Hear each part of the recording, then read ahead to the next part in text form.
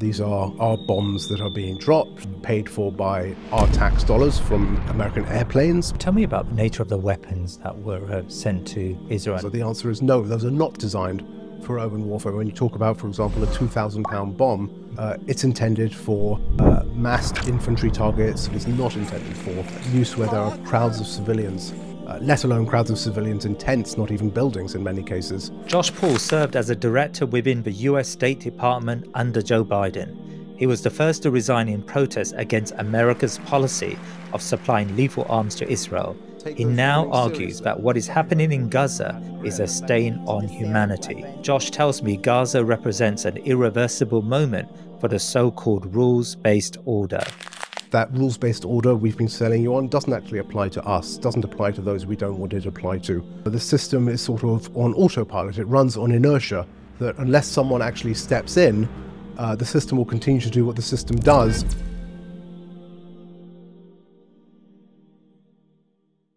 Josh Paul, welcome to The Thinking Muslim. It's wonderful to have you with us. Thank you. It's very good to be with you. Thank you so much. Well, look, Josh, you were working at the State Department under the Biden administration before you resigned over Gaza. I think it was only 10 days after, or a couple of weeks after the I don't know what we call it, the onslaught on Gaza began. Now, essentially, you were responsible for signing off weapons to various countries, and Israel, of course, was on the agenda at that time. Can you just talk us through and explain to our viewers the events that led to your resignation, please? Surely. So I was one of those who was responsible for signing off on arms transfers around the world, major arms transfers. I'd been in that position for about 11 and a half years. Okay. And had always felt that there was a privilege that came with being what they call a tenured civil servant. Right. Someone that, you know, in the position where they can't fire you for expressing your opinions, for going against the grain, and had always used that privilege to speak up on matters of human rights, not only in the context of Israel, but around the world.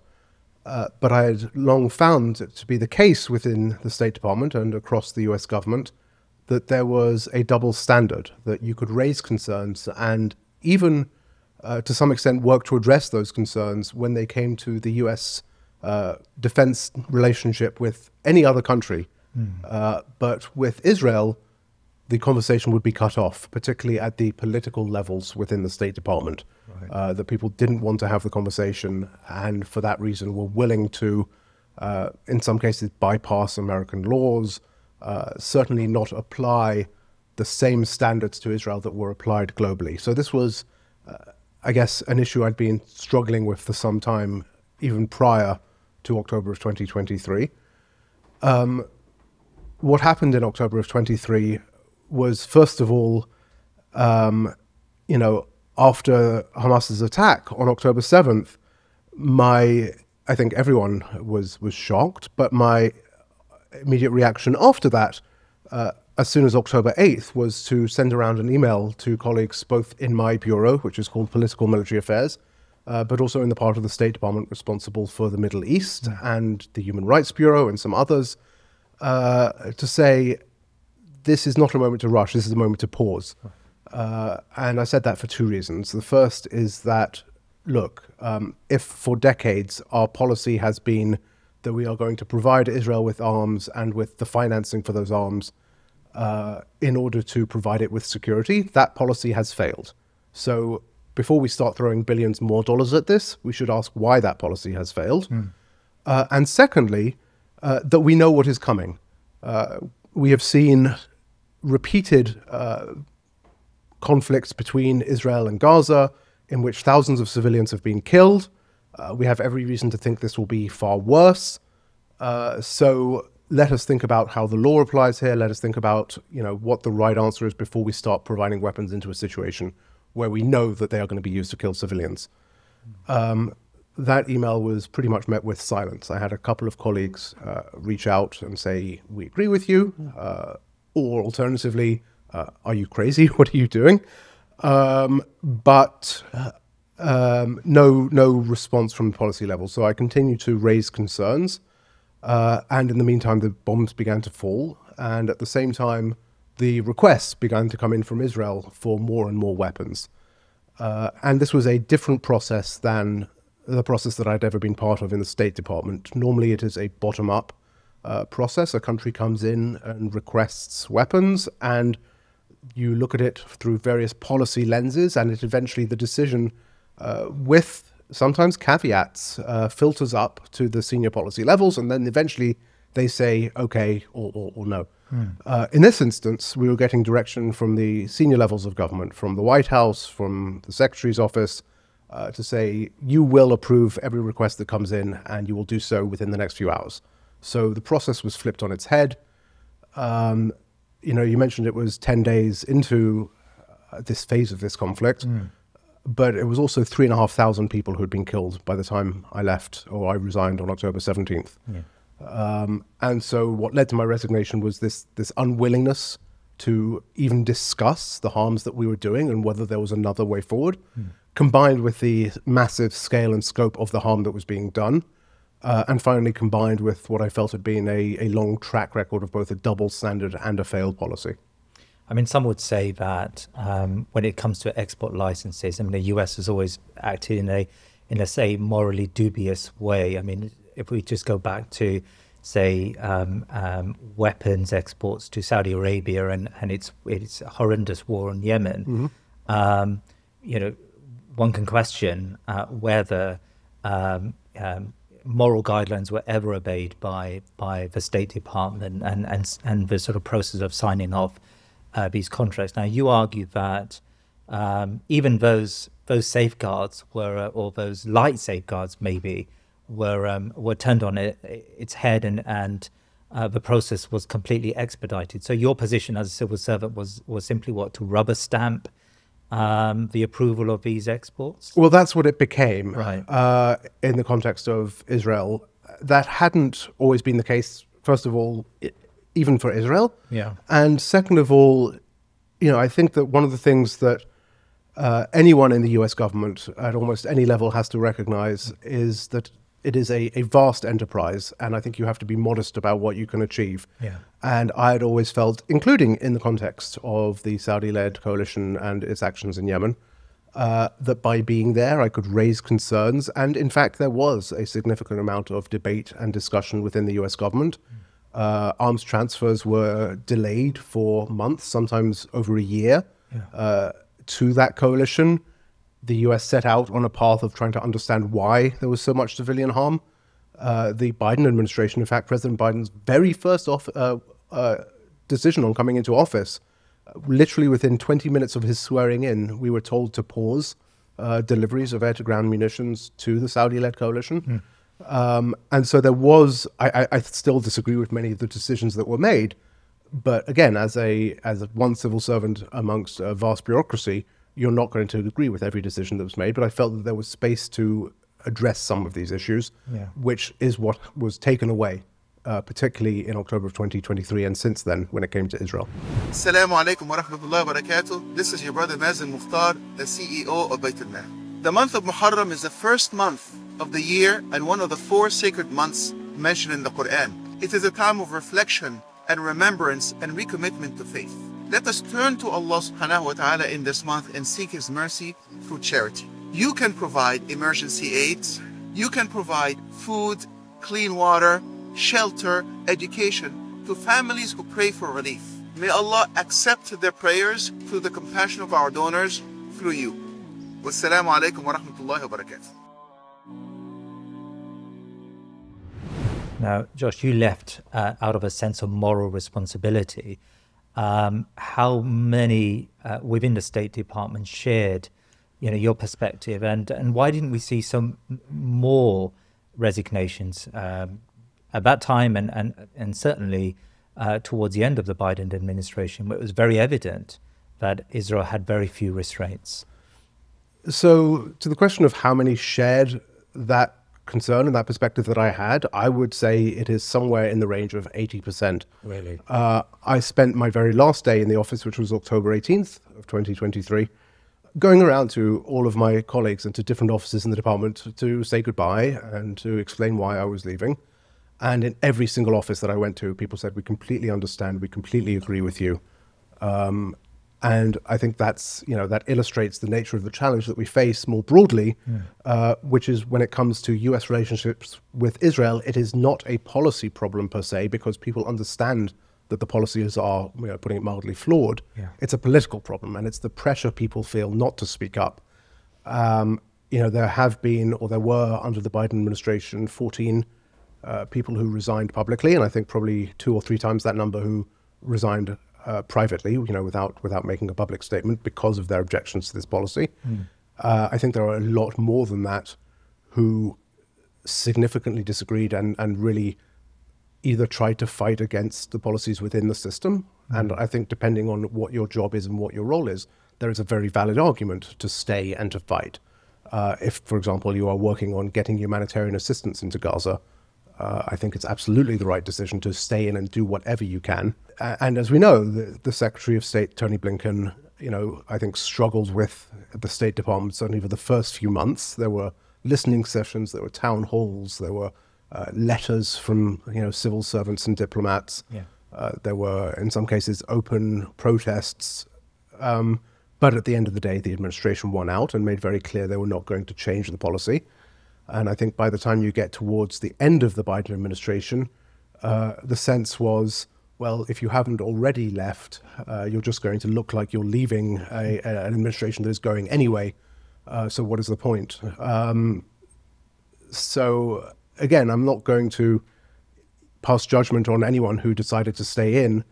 I think everyone makes their own decisions. And for many of people, those decisions might have been related to here in the United States, of course, your health insurance is tied to your job. Right.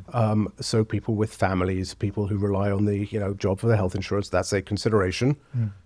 For others, and I spoke to others who said, yes, this is terrible, but I'm also responsible for Ukraine or Taiwan or any of these other myriad global issues that the United States is involved in. Yeah. Why should I sacrifice the good work I'm doing on those places for this one thing?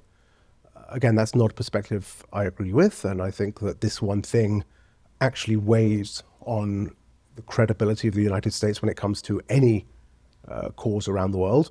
But I do understand at least that perspective. So can you talk to that? Like, what is it? What's materially different about Gaza to the other crises around the world? I mean, what is most directly materially different, at least from here in Washington, D.C., is America's complicity.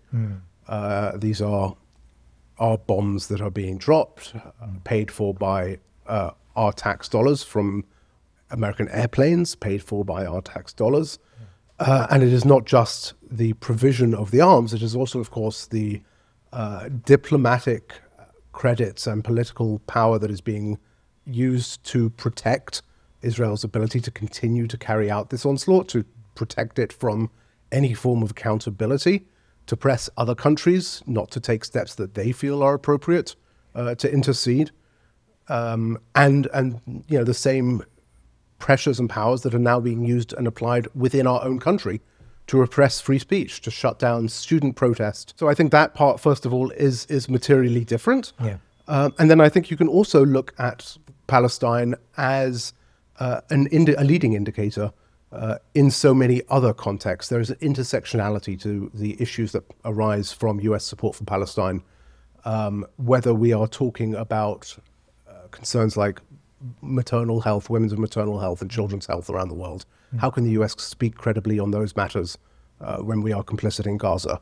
When you are talking about environmental issues and the fact that Israel's war, first of all, in its first 3 months, released the same amount of carbon emissions as 30 countries do in a year, but also the fact that 70% of Gaza's plant life at this point has been extinguished.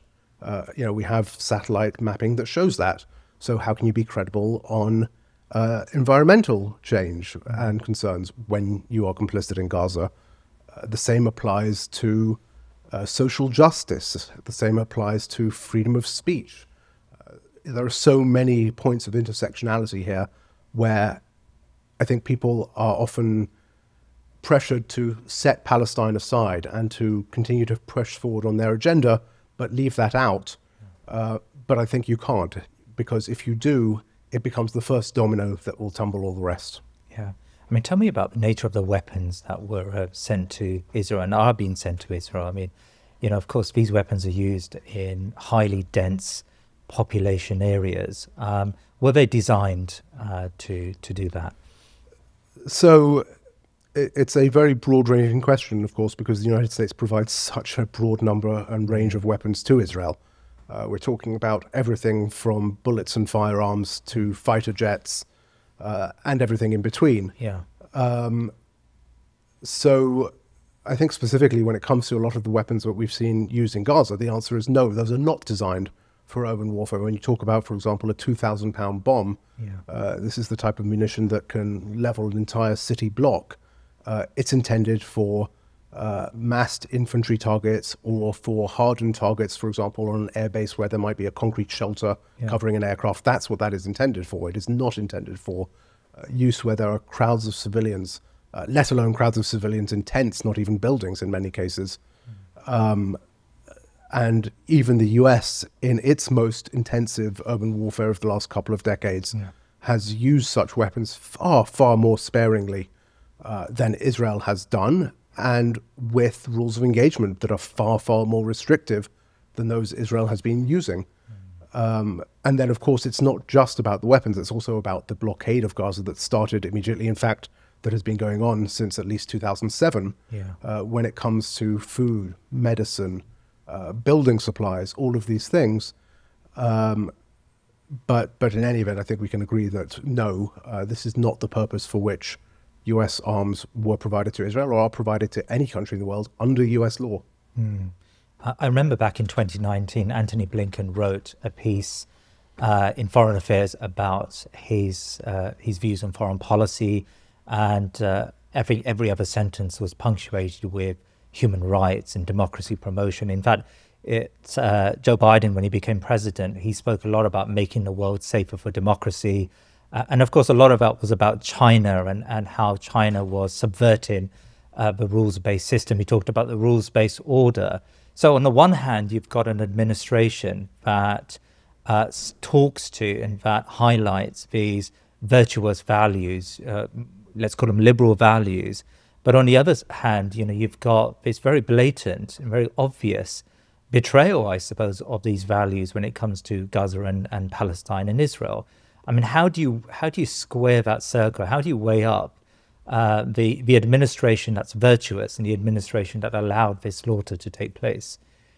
Sure, and I think just before answering that specific question, the challenge goes more broadly across the Middle East than just talking about Palestine and Gaza, because we've put ourselves into essentially a vicious cycle where the more Israel violates international law, the more it causes suffering, the more I think people across the Middle East want to see a shift and want to see support for the Palestinians, and the more support, therefore, the United States gives to regimes to repress those democratic urges. So, in fact, we're working directly counter to our own stated goals, not only in Palestine, but more broadly in the region because of our unconditional support to Israel. I think that there is a blind spot, and I think what it comes down to ultimately is that US policy on Israel and Palestine is not driven, as it is elsewhere for US policy across the world, by foreign policy interests. It is driven by domestic politics. Really? And again, let's be fair, in a democracy, that is not unreasonable, that, constituencies within a democracy should be able to express themselves and push their country to express itself and to direct its foreign policy in a way that reflects, a more domestic set of interests. But I think that's what's been driving a lot of this disconnect and has been holding the US back from even being able to discuss some of the failings and hypocrisies of our policies, because as soon as you do, you get accused of, in many cases being anti-Semitic, even though the American Jewish community in many cases has been at the forefront of protesting against US support to Israel and Israel's actions in Gaza.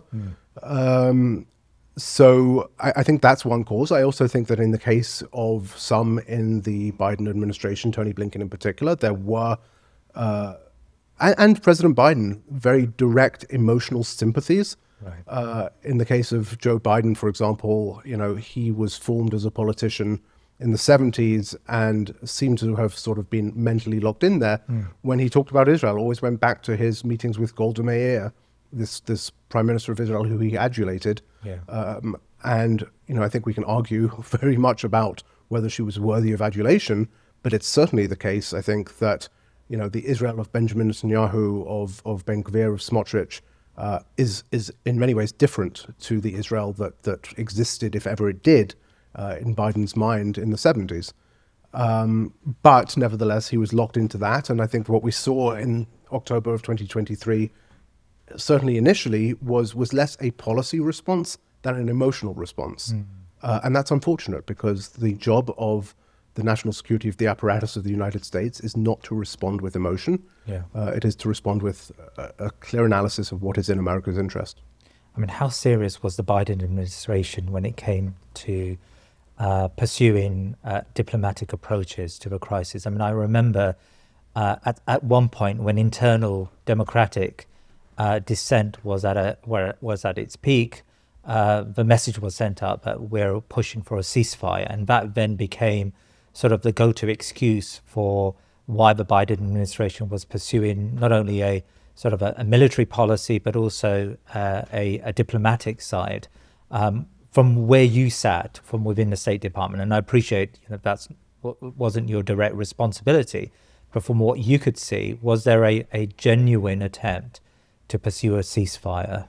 So there were, I would say, on a few occasions, genuine attempts driven more out of the Defense Department than the State Department to try and refine Israel's military planning to result in less harm. I do think that there are a couple of instances that you can point to where that was the case, but I think there was a desire to get to a ceasefire, but the problem was there was never a will to use any of the leverage of the United States to press Israel. So, I can understand in the first instance where you ask nicely and you press and they say no, but when you are hitting that wall every single time, at some point I think it becomes disingenuous to say that you're actually pushing for a ceasefire when you are unwilling to suspend arms transfers, when you are unwilling to vote against Israel at the United Nations, when you are unwilling to take any of these sorts of steps, when you are going out of your way, in fact, to protect Prime Minister Netanyahu and now former Minister of Defense Gallant of Israel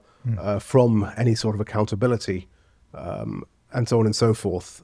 The capability was there, has always been there for the United States to rein Israel in. So I think in the case of certainly the Biden administration, it was their unwillingness to use any of that leverage that I think puts the lie to any sort of credible effort to lead to a ceasefire.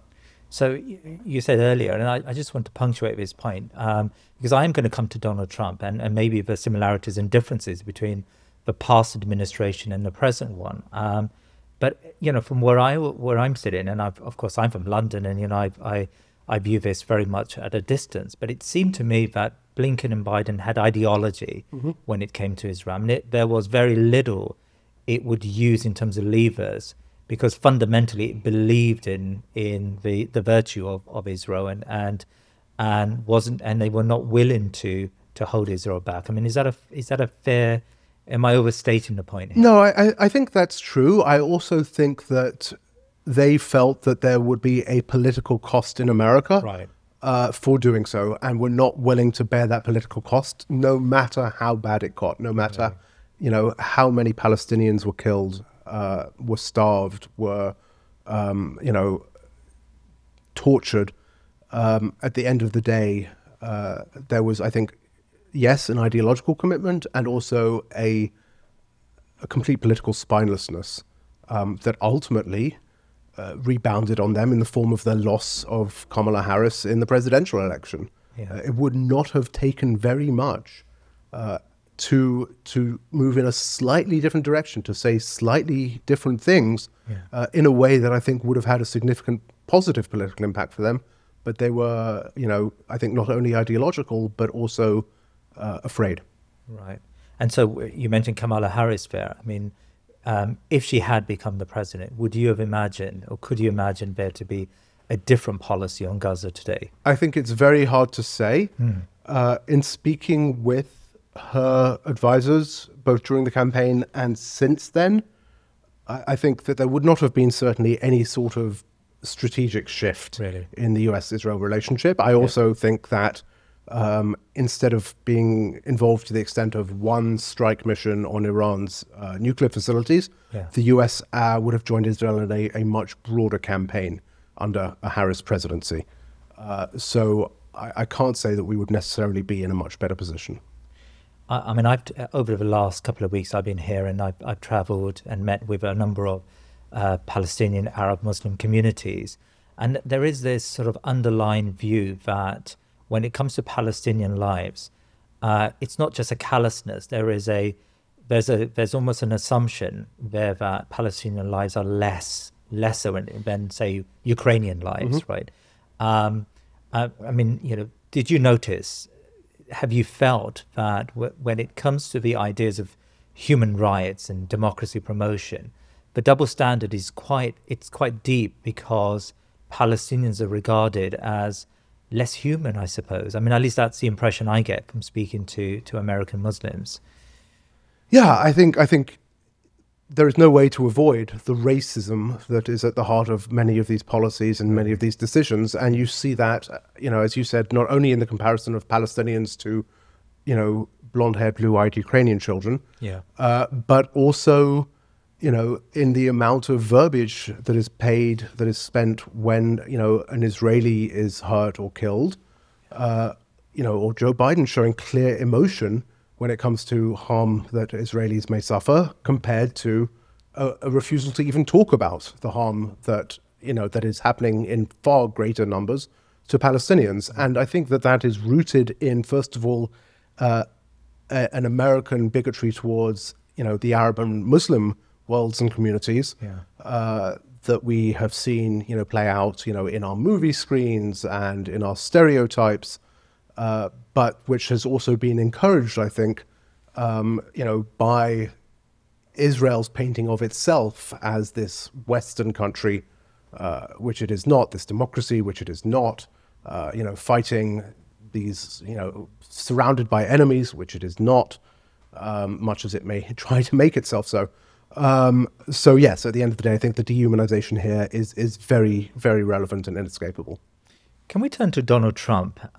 Because we are trying to make a comparison, you know, what's changed with Donald Trump. And in some senses, I mean, I sort of see a schizophrenia in his policy towards Gaza. I mean, at the very start, there was that ceasefire. And you know, by all means, you know, I know it was pre-inauguration, but it just seemed to me that Donald Trump pushed that over the line, and it was really his diplomacy of his envoy, Steve Witkoff and others, that pushed for that. And so, you know, that was pretty positive, it seemed to me. But then, you know, we have the Donald Trump of the Gaza Riviera and, you know, the green light to Bibi to effectively bomb Iran and other places. Like, how do you assess the Trump administration and how it views and pursues its Gaza policy? So I don't know that schizophrenia is the right word, because I think that assumes a starting point that is not necessarily there, and then it's an aberration from it. I think what you have, I think you have to talk separately about Donald Trump and his administration. Right. And I think what you have in Donald Trump is someone who is, first of all, unlike Joe Biden, not an ideologue when it comes to anything, who is, you know, very transactional, who is always looking out for the art of the deal, as he calls it, and for, you know, wins and for being on the winning side. And therefore, because it is not rooted in ideology or in policy, is, you know, has a tendency to step in unexpected directions, you know, without warning in many cases. And sometimes those are positive directions, and sometimes they're not. I think separate from that, you have an administration and a government that is much more of a continuity from the Biden administration. And I think what you have actually is a very deep-seated political challenge on both sides of the aisle in terms of this unconditional support for Israel and the political pressures to maintain that unconditional support for Israel, which are non-partisan and which go deep into the bureaucracy, to the extent that, as a senior Democratic staffer was saying to me a couple of weeks ago, that, the system is sort of on autopilot. It runs on inertia when it comes to arms transfers to Israel, for example. That's the specific example we were talking about, that unless someone actually steps in, the system will continue to do what the system does across administrations. And so you might have Donald Trump at the top going in one direction, going in another direction, listening to, one voice one week and then hearing from other voices another week and therefore shifting a bit. Yeah. But beneath him, the system continues to be, I think in many ways controlled by the politics that are underpinning this in a way that no one individual, even the President of the United States, can easily shift.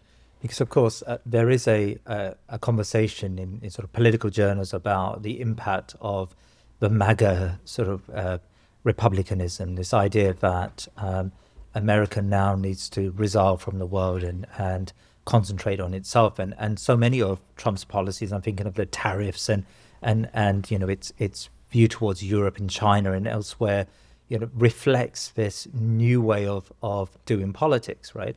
From where I'm standing, Israel remains an exception, it seems to me, and policy may be shifting in all sorts of ways in other areas, but there is this bipartisan support for Israel. There is, I think it's beginning to weaken, and we can talk about that. Really? But at the same time, I think there have been some examples under the Trump administration where there has not been that Israeli exceptionalism. One example, as you just mentioned, tariffs, is that Israel too was subject to tariffs despite Netanyahu coming to Washington, meeting with Trump in the White House. There are a couple of other examples one can point to, such as in the context of Syria, where Israel, Netanyahu had pressed Trump not to lift sanctions, not to meet with al-Shara, and Trump did both. So I think, where there is that presidential level of attention, there is that variation or that variability from the mean, from the norm. Yeah. But it is a very deeply baked norm. When it comes to the Republican Party more broadly, well, first of all, when it comes to American society more broadly, we've seen an incredible shift in public opinion on Israel and on Palestine in the last couple of years, to the extent that a clear majority of Americans no longer support unconditional U.S. Support for Israel, no longer want to see us transferring lethal arms for use in Gaza, want to see a ceasefire. And even in the Republican side of the aisle, or I should say within the Republican base, there have been significant shifts. Just as on the Democratic side, more amongst the youth than any other demographic. But also because a lot of Republicans, some within the MAGA movement are isolationists and don't want to see us getting pulled into another conflict in the Middle East. Some don't believe we should be providing, US dollars to foreign countries. And Israel, of course, is the leading recipient and has been for decades of US foreign military assistance. Some are concerned by the threats we are seeing to our First Amendment freedoms, to our civil rights, where there is effort after effort to pass laws prohibiting criticism of Israel. Some are concerned about what they see as foreign influence in our democracy. And so I think all of those play a role, and we are seeing a shift. What it hasn't really done yet is translated certainly on the Republican Party, but for both cases, really, Democrats as well, into the politics and particularly into the establishments of the party. You have bases in both cases that are going in one direction, and establishments that remain, in many cases, beholden to donors, or are, of an age where they are unlikely to shift their perspective, or are motivated by deeply held religious views in some cases. So that shift has been hard to translate into politics, but I think over time it has to, it will. So following on from that, New York, I've just come from New York, and a couple of days back you had the primary win of Mamdani in a city, and he's very pro-Palestine and has been uncompromising, I suspect, in his sort of activism for Palestine over the years. New York is seen to be one of the most pro-Israeli cities, if that's a fair way to say it, or at least a city where there has always been a majority in favor of Israel. Yet in the Democratic Party, you've had this shift and an acceptance. And from all accounts, Mamdani has reached across the aisle and has, a number of Jewish voters, good number of Jewish voters have voted for him. And, to speak to that, I mean, does that indicate a shift in American public opinion? And, is Mamdani in a way an accelerant to a type of Democratic Party that may shift its position in years to come? So let me start by saying that I am not an expert on this, but I think that you can draw a line of divergence to looking at the American Jewish community compared to Israel that goes back, at this point over 70 years, and the lessons that were taken away from the Holocaust, whereas I think for Israel, or at least Israel's government, the lesson that was taken was this idea of, you have to squash any threat and you have to be constantly strong and all this sort of thing, whereas I think much of the American Jewish community took the lesson of you have to build a world that is diverse and that is pluralistic and that is peaceful. Yeah. And I think that is something that a divergence that has accelerated in the last couple of years, where it is in many cases the American Jewish community who have led many of the protests through organizations like If Not Now, Jewish Voice of Peace, Teruah, Rabbis for Ceasefire, various others. And I think that we did see that in New York, where not only did a significant proportion of New York's Jewish community, which is the largest in the world outside of Israel, vote for Mamdani, but his key political ally was Brad Lander, a New York Jewish politician who partnered with him and who they cross-endorsed in the electoral system that they have. And so I think this suggestion, first of all, I think we are seeing that breaking through now increasingly, that to be critical of Israel or to be pro-Palestinian is not anti-Semitic. Right. That there is a difference between a political entity, and particularly one that is committing atrocities, war crimes, genocide, and a faith community with a history and a story that goes back thousands of years and that has nothing to do with the actions of one specific government that claims to represent it but does not. And so I think that Mamdani's primary election is a really positive indicator, but I hesitate to say that the final takeaways are available yet, because of course it was a primary victory. And I think we will see,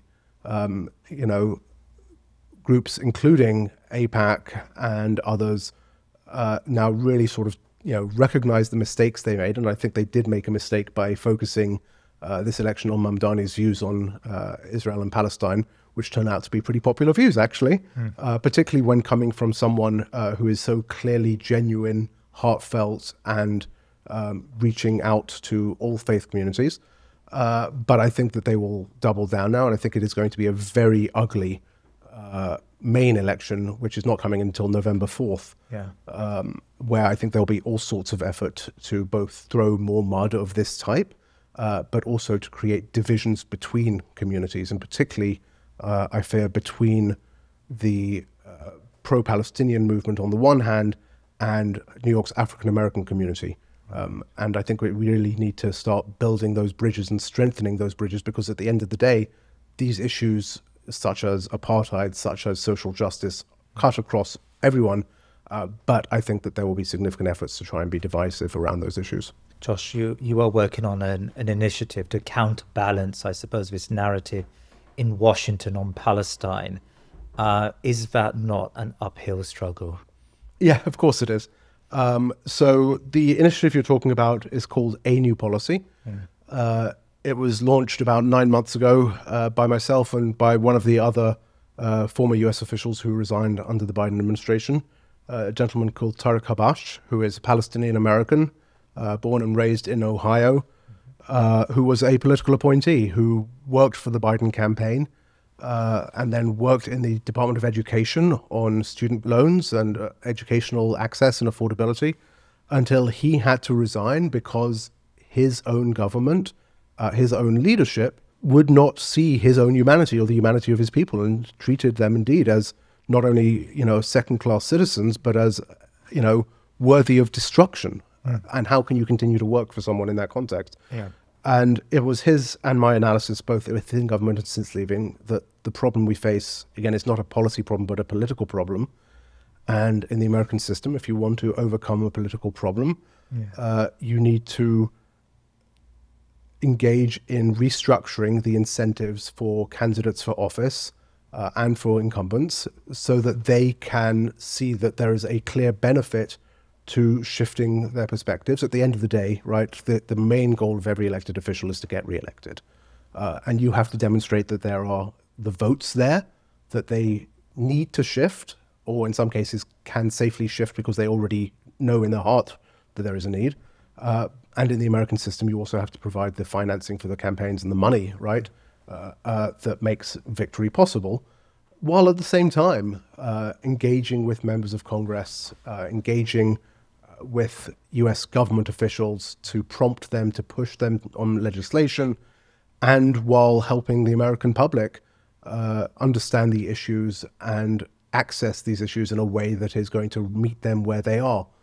So we are trying to communicate to all of these different audiences why we believe that America is not acting in its own interests right now and is running directly counter to its own values, while at the same time bringing the energy and the momentum we've seen across the country in the last couple of years into American politics in a way that the system is designed to respond to. I've noticed, especially in Europe, there are commentators who today argue that this moment, what's happened in Gaza, is actually a substantial moment in world politics. And the global south in particular have taken note of the sort of duplicity, let's say, of American foreign policy. I mean, do you subscribe to the view that Gaza is that moment, is a moment of reckoning, I suppose, for Washington? And has America's image in the world been irreversibly tarnished? To all those questions, I think the answer is yes. And here's why. I think prior to Gaza, and this goes to the way that the Biden administration in particular framed how it thought about foreign policy, America was, the superpower, the global superpower. And much of American foreign policy, certainly as I experienced it within government, was premised on how do we maintain that American global leadership. So essentially we are a status quo power. We don't want to see change. But that may be a selling point within Washington. Let's stay on top. It's not a selling point around the world. There has to be an appeal to the rest of the world of what does American leadership mean. And that appeal was based in support for human rights, for democracy, for individual rights, for freedoms. And that is what made the American claim to leadership different, at least from those that are offered certainly by Russia and also by the People's Republic of China, whose template essentially is take all the benefits of capitalism, but none of the messiness, none of the complexity of democracy. And that's a very appealing model. And so you have to have something to counter that. And what the US has done through its complicity in Gaza is essentially said, no, we're just kidding. There's nothing actually that discriminates us apart from the fact that we are a military global superpower. That rules-based order we've been selling you on doesn't actually apply to us, doesn't apply to those we don't want it to apply to. Those rights and freedoms we've been talking about doesn't actually apply if we don't want them to.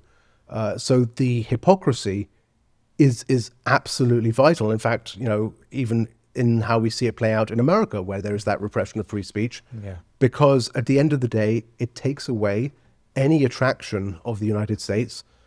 And I think this is, something, I've certainly struggled with, because I do believe in, individual rights in a liberal world order in which there is a rules-based system, but freedoms that are available or aspirations that should be obtainable to all people.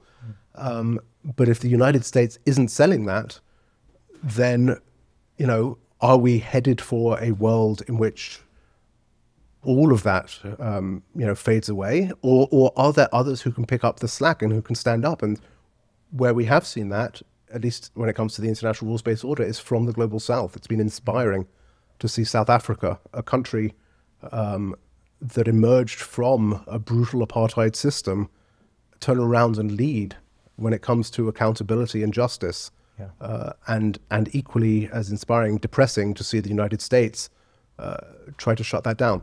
I note there when you talk about upholding the liberal world order or the rules-based order, you haven't mentioned Europe here. I mean, you're originally from Britain, of course, and I know you're an American now, but Europe's position on Gaza has been failing. It's as problematic, I suspect, as America's position. I mean, how do you assess Europe in this sort of global order? So the reason I didn't mention Europe is because I'm almost to the point of giving up. Just one point of correction. I've always been an American. My dad was English. My mum is American. But it's been incredibly disappointing. I mean, look, first of all, this is always a problem Europe has because it's not like it is a cohesive whole. And so at any one time, first of all, you have the UK now, through Brexit process more removed, but then you have, Spain going in one direction, France going in another, Germany in yet another, and probably the worst of all. So it's first of all difficult to speak about Europe as a cohesive whole. I actually think, and have tried to make the case, I was actually in Paris just a couple of weeks ago and had the opportunity to meet with French government officials to say that, look, where the US is failing, this is where we need Europe to step in. Where the US is clearly no longer an honest broker, for example, between the Israelis and the Palestinians, where the US has lost its moral compass, this is where we need Europe to step up. But, again, because, first of all, it doesn't function as a cohesive whole, and also because, each country has been pursuing its own self-interest or is tied down by its own domestic politics and history. In the case of Germany, it's just not demonstrated the capacity and the capability to show up. There was supposed to be a conference in New York a couple of weeks ago that France was one of the leading countries on recognition of Palestine, which was pulled down after Israel's strikes in Iran began. I actually think that it was pulled down because France couldn't get enough other major countries in Europe to join it in that recognition. So anyway, long story short, I think there is an important European role here. It's just not clear that they'll step up to it. One final question for you, Josh. I mean, we're here in Washington, and for some time there's been a conversation about American decline. I mean, from what you feel in the air, I mean, is this the last days of the empire? It's still very early days for the Trump administration, and there has been already a significant amount of harm done to America's reputation around the world, but also to the structures of its diplomacy. I was talking with a number of colleagues from the State Department in the last couple of weeks, all of whom are sort of burrowing down and hoping not to lose their jobs, but who are also all describing an environment right now where essentially everyone has the knives out for each other. Everyone is just looking out for themselves and is concerned about their little fiefdom, which is not the State Department I knew or worked in. And, as the administration continues to try, I mean, we've already seen it shut down a lot of America's foreign assistance and USAID. And as it shuts down increasing parts of the State Department and other US government functions, there will be lasting harm done that will be hard to rebuild. I don't, right now, much of America's global sway comes down to our economy, which I think will continue to, chug along. In fact, is doing better than Europe's economy, for that matter, and to our military presence. And that is not going anywhere either, even under a Trump administration that would like to be more isolationist. But you can't run on money and guns forever. You, at some point, again, have to have something to offer. And that is what we were losing under the Biden administration and are continuing to lose now. Actually, one very final question, Josh. you made that decision 10 days into this crisis, and it must have had a personal toll on you. And you probably had to move, away from the quite a secure. I mean, civil servant jobs everywhere are pretty secure, to a world where you're now having to, fight your corner, right? And you're having to make a case for Palestine and Palestinians.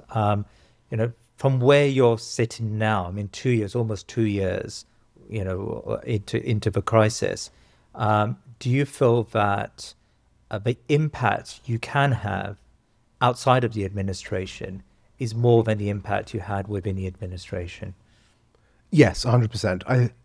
I wouldn't have left if I had felt that there was any impact on this. I could have within the administration. That's one of the things that made it easy, in a way, for me to leave, is that it was clear that there was nothing to be done. But I think that, first of all, what we have seen across this country is an incredible shift in the conversation. And I'm proud to have been a part of that shift, and to continue to drive what needs to follow now, which is the political change. And I think it's possible. I'm actually, ironically, I think I'm more optimistic in the long term than in the short term. In the short term, there's of course the urgency right now of Gaza, of the horrors we see every single day. And I don't know that the United States or that any country is going to do what it will take to, shut that off, to bring humanitarian assistance into Gaza, to rebuild, to stop the Israeli aggression in the West Bank, which we haven't even talked about, and so on and so forth. But when it comes to America, I think that this shift will continue, and that there really is an opportunity to bring people together to drive a change. If organizations, and I've mentioned them before, but like AIPAC or like its Democratic counterpart, Democratic Majority for Israel, can spend $100 million or more in an election cycle to get America to act against its interests, to get us to act against our values, I think that if we organize and are coordinated, we can actually get America to do the opposite and act in its interest and in accordance with its own values at a lot lower price. And so that's what we need to keep doing. Josh Bora, thank you so much for your time today. Thank you so much. Thank you. Please remember to subscribe to our social media and YouTube channels, and head over to our website thinkingmuslim.com to sign up to my weekly newsletter. Jazakallah khair.